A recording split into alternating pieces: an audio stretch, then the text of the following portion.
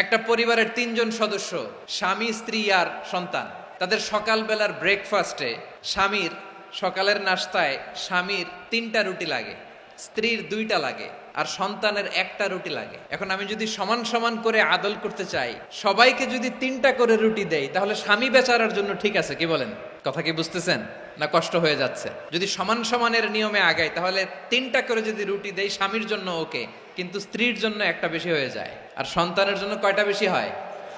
আচ্ছা, এই তো বুঝতেছেন, মাশাআল্লাহ। আচ্ছা, 2টা করে যদি সবাই রে দেয় সমান সমান নীতিতে, তাহলে স্ত্রীর জন্য, স্ত্রী বেচারির জন্য ঠিক আছে, কিন্তু স্বামীর কয়টা কম পড়ে?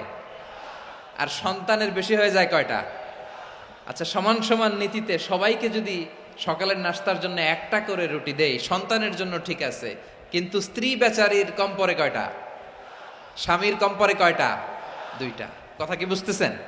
আর আমি যদি স্বামীকে দেই 3টা, স্ত্রীকে দেই 2টা, আর সন্তানকে দেই 1টা, তাহলে কারো অপচয় হবে না, যার যতটুকু দরকার ঠিক ততটুকুই কাজে লাগবে। চিল্লায় বলেন ঠিক কিনা?